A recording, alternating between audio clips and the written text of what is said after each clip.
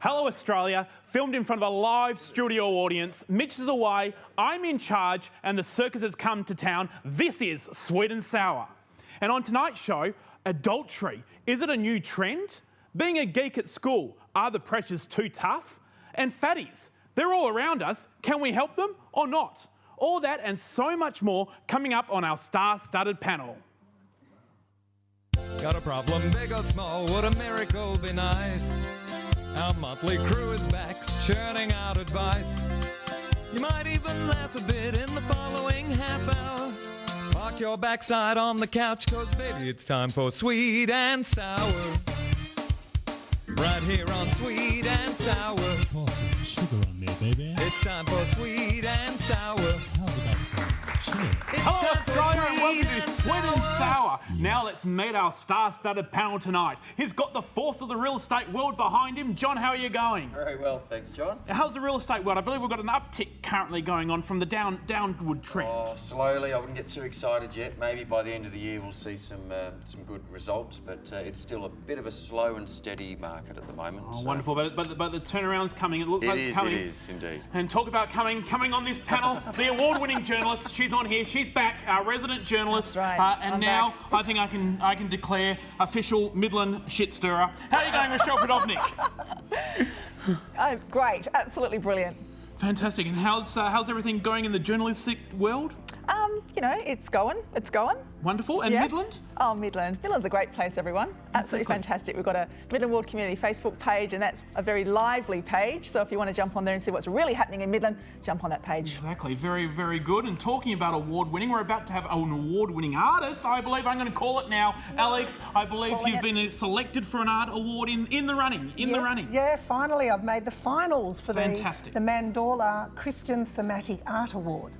Wonderful, wonderful. And when do we find out? Well, we find out on the 1st of June. They'll announce the winner, and that's the opening night, and then it'll be at Turner Galleries until the 30th of June. Wonderful. And let me just say, I've seen the piece. It's a fantastic piece. Yes. You want to get on Alex's... what are you on Twitter, Facebook? I'm on Instagram as Alexandra Spargo, and my painting's called Transcendence. Fantastic. You won't be disappointed. Have a look. And talking about not being disappointed, anybody who turns on the radio after midnight, this man's dulcet tones will be welcoming you into the early hours. How are you going, John? Cheers. Very well. Good to see you too, John. Fantastic. You're always got so energy. Where do you get it from? I've got plenty of energy. I tell you, exactly. Let me tell you, no recreational drugs taken whatsoever. Natural energy, everybody. Natural energy. Natural. Let's do it. Exactly. And talk about natural energy. Let's get straight into our first letter. Dear panel, I feel as if my world is collapsing around me. I've just discovered that my wife of 11 years has been unfaithful and has been for some time. In order to make some sense of it all, I confided in my dad, only to find out my dear darling mum had been just as much astray. I expected him to leave my... I expected him to tell me to leave my wife, but no, he advised me to turn a blind eye and accept her as she is. He believes some women are like that and never change, and so if I love her, I should stay. I just as he had with mum. My mum passed away 2 years ago, so I can't ask her about it at all. So panel, is my dad right? Should I tolerate my wife's playing around, or would that make my marriage nothing but a sham? And how can I protect my children from it? I don't think I have my dad's nerve. Keith, Broadmeadows, Victoria. John, what do you think? It's a real good question. Honesty is a very important thing. I think you've got to be honest. Number one, be honest. Turn a blind eye, I wouldn't do that. I think you've got to confront. And there's a lot of talk now about zero tolerance. I'm not into that. I think really you need to have tolerance. So it might work. Maybe if it worked for the dad and the mum, it might work for his marriage as well. I think I would have a conversation, talk it through. As for the children, I think that's an interesting question. I don't recall if there were children in this one. Yeah, they were, yes. Yeah, yes. so I think I'd wait until they were of the right age to explain things, but I'd talk to the mum and really talk it out and get a good understanding, because everybody has their own way of doing things. Wouldn't work for me. Indeed. How about yourself, Alex? What about myself? Well, you know, this gentleman, he's concerned about an unfaithful wife. Well, you know, how did you find out? That's the thing I'm asking. You know, how did you find out? And the thing is, in regards to your children, they don't need to know. This is an adult problem, and children need to be children, whether they're 15, 16, and whatever. Don't ruin their life or their impression of their parents. You know, and if you confided in your father, maybe it's like father like son. You know, the wives, you guys are probably duds in bed, and they wanted someone better, so suck it up. You know, I don't know if you've heard that saying, happy wife, happy life. What your wife did might be not a very nice thing to do, but I don't think she did it with you finding out, wanting you to find out. So, yeah, bad luck. So, Rashelle, what advice can you depart on to Keith? Keith, I think it's a personal call that only you can make. I've seen scenarios where if both partners or both people in a relationship are fine with not being faithful to each other, they're both doing it, they're both in agreement. I think that comes back to your communication. Yes. Well, not even swingers, just a bit more of an open relationship or a bit of an understanding. Yeah. And there's reasons why people cheat and are unfaithful. So I think you need to get to the root of that. Every relationship is different. I just wonder about your dad. I'd be asking him, was he faithful? Did he turn a blind eye, or did they have an understanding? If they didn't have an understanding, that's again a call that he's made. Sounds like you don't want to make that call. It sounds like you've been faithful. You want her to be faithful. I think that could be problematic if she's someone who's not going to be faithful. So again, communication and a discussion that you have to have. So, John, how about yourself? Found anybody in the real estate suddenly thought, well, I've got to sell this house because somebody's been unfaithful? Yes, probably 80% of my listings. So, you know, he asks, is the institution of marriage growing less significant? Well, in my experience just in real estate, I think it is. I think it's too easy for people just to walk away from marriages and so on. But, you know, in regards to Keith and staying, well, I think he really needs to find out, does he still love his wife? Because if he doesn't, if he's staying there just for the kids, then it's probably going to end up falling apart in the long term anyway. So if he's willing to forgive her and to give it a good go with your wife, Keith, then my suggestion is stay, because there's nothing worse than seeing a family broken up. It is a mistake potentially, so speak to her about it, and hopefully they can stay together. Yes, indeed. And Keith, I have to say, of all the panellists, I agree with Alex. I think there's something seriously wrong with his family. I mean, the dad and son, I mean, clearly lousy lies. I mean, lousy lies. Both women are saying, help, find us somebody out there. This family. Oh, I tell you, you need to speak to your children, because their children, if you've got a son, he might have a few problems himself. But anyway, we've actually asked you out there, we've asked you, is the institution of marriage growing less significant? 81% of you out there have said yes, 19% have said no, and so go onto our website. We want to hear from you. We want to get your feedback. We're having surveys all the time, and we'll be back very, very shortly with our second letter for tonight after these very kind words from our generous sponsors. Catch us soon. It's time for Sweet and Sour. Right here on Sweet and Sour. Hello and welcome back to Sweet and Sour, and we want you to write into us and tell us your problems so we can give you problem solving tips like Keith just before us, and let him know how what a dud he is in bed. And you can do that by writing into us on sweetandsour.net.au. You can go on Facebook, Sweet and Sour. You can even tweet us at Sweet and Sour TV. What about Instagram, Sweet and Sour TV, and even Snapchat, Sweet and Sour TV. So many ways. And if we read your letter out like Keith we did earlier on, he's off to see A Quiet Place. I'm assuming that's what his bedroom sounds like. Thanks to Natalie at NRC Communications. Poor Keith. Okay, we'll move right on to our second letter. Dear panel, my 16-year-old son has always been a gifted student, but since starting at his new school at the end of the last year, I've noticed his grades have been falling, and it's because of his new set of friends. I've met them on an occasion, and although they seem very personable, they aren't what you would call bright, and I believe my son is deliberately dumbing down to fit in with them. I wasn't overly concerned at first, but I've noticed his grades have been slipping recently. He insists he's been trying hard, but I don't believe him at all. And if he doesn't change, he won't be able to top his subjects in the next 2 years of school. How can I make him proud of his intelligence? Is there a way of steering him towards a better group of mates? Kate, Brighton in Victoria. Alex, we're going straight to you for this one. Hi, Kate. Well, he's got a new set of friends, obviously, yes. And like, if you try and fit into his way of thinking, imagine going to a new school, seeing new people, having new teachers, new friends, and then obviously now he's fit in with a new set of friends that you say are a bit dumb. Maybe they just act dumb in front of you, but they're probably pretty smart.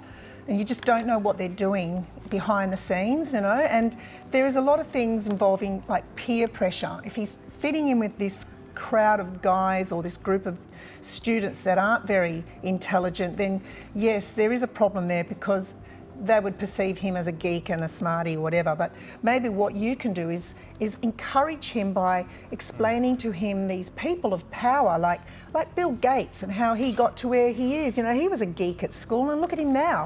So just giving those little incentives and about, you know, keep going and yeah, encouragement.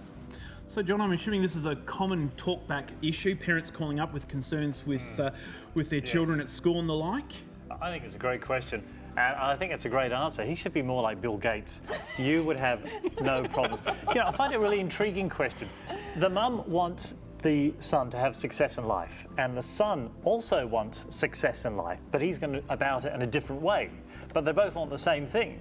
So I think what the mum has to work out is how can they get the son to have success in life in the most sensible way, because there will be a point in his life where he wishes he was able to use his intelligence, and you can only really make people do things when they want to do it. So you're not really making them, but I think look for ways to encourage him and help him become the person he can be.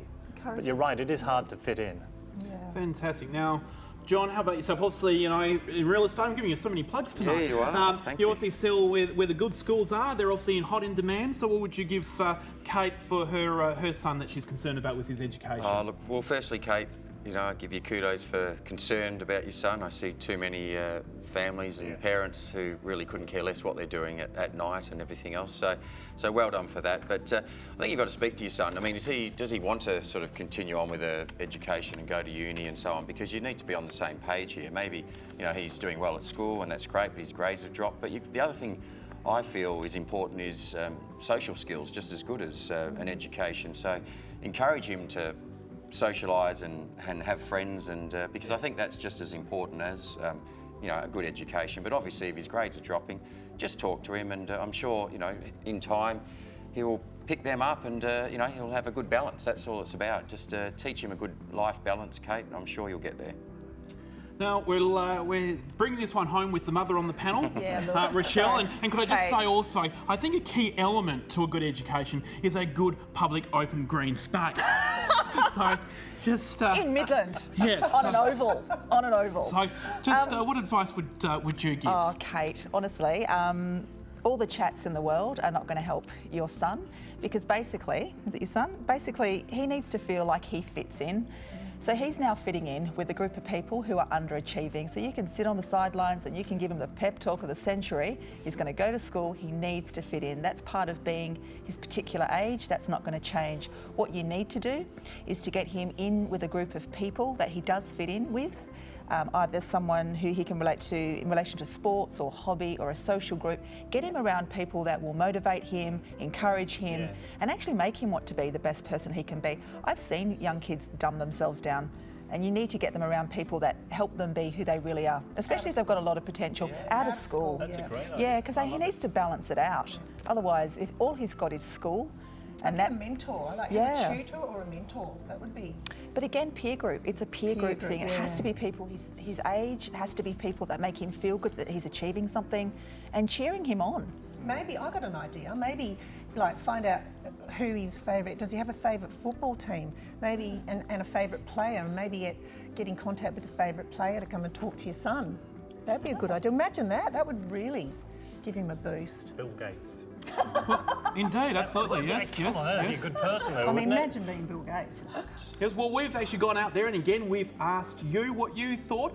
We asked you, is the significance of school results overemphasised in the scheme of someone's career? Well, 80% of you out there said yes, 20% said no. So 80% believe that results are overemphasised.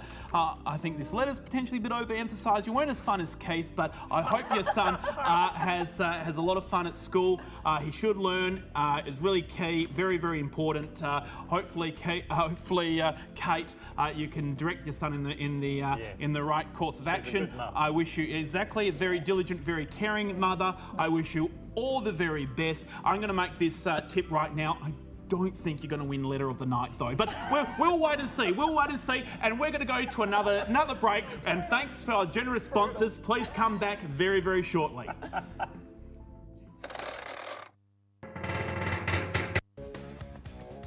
Albert Einstein said imagination is more important than knowledge. I wonder what he'd say about sweet and sour.